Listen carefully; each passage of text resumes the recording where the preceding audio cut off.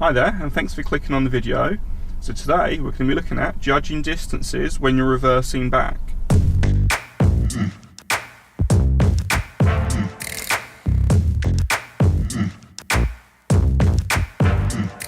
So a lot of modern cars, like this one, has parking sensors on it. Of course, if you've got parking sensors, that makes life a lot easier and gives you a lot of reassurance. But what do you do if your car hasn't got parking sensors? Well, let's have a look at that. So I'm going to turn my parking sensors off. On most cars you should be able to do that. There's this button just down here to turn off the parking sensors. So now they won't beep. So into reverse gear. Notice this time it doesn't give me a beep when I go into reverse gear because my parking sensors aren't active. So having a good look round, and I'm going to move the camera around so you can see what I'm seeing. So what I normally look for or consider is how much of my rear window the car behind me is taking up. Now at the moment it's probably taken up maybe sort of 70% of the rear window.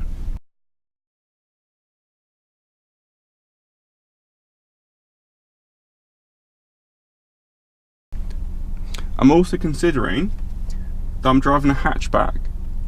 So the back of my car is where that wiper blade is.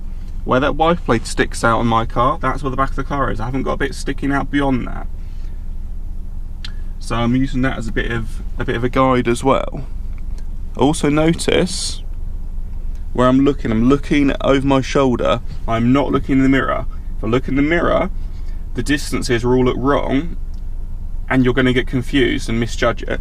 So I'm looking over my shoulder and leaning even a bit to get a better view.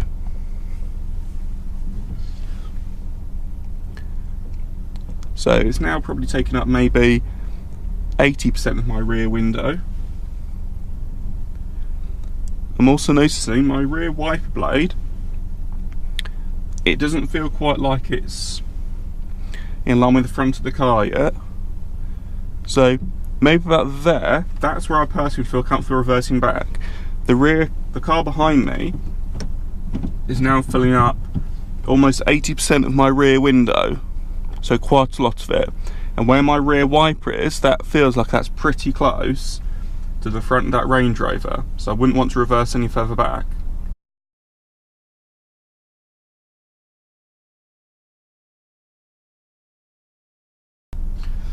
Of course, if you really were unsure, what the best thing to do is take your belt off, check it's safe, and then open your door. Got another oncoming car coming at you here, so I'm just going to let them pass. But open your door, lean out, and have a check of how much room you've got. Don't be afraid to do things like that. Even on your driving test, they're quite happy for you to open your door and have a look. Just make sure you've stopped the car and secured it before you do that.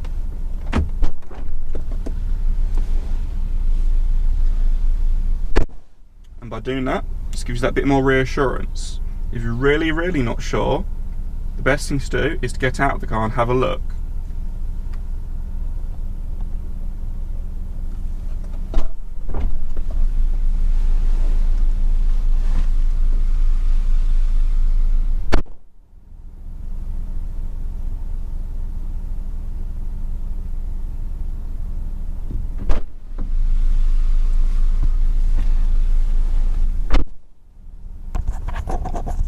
So, you saw there, had about that much room from the parked car behind me. So if you did need to get closer for some reason, maybe there's a car in front of you and you're stuck, you know you've got that much room to go back still. But you'd only really want to do that after you've gone out and checked, or if you've got parking sensors. Otherwise, reversing back without those checks at this point is quite risky. You could quite easily misjudge and hit the car behind you. If we're going to reverse gear, have a good look round and then move the camera so you can see what I'm backing up towards. I've got this Range Rover behind me. With parking sensors, they start to beep when you're getting closer. But remember, when they beep, it doesn't mean you're about to hit it, it just means you're getting close.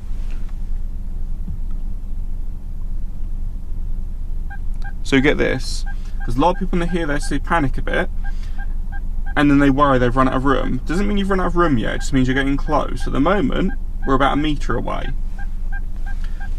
So, if I go back a bit closer,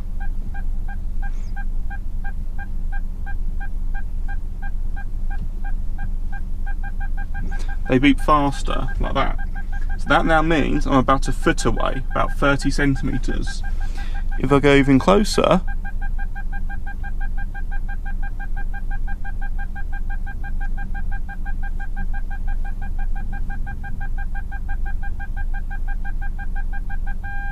it flatlines like that.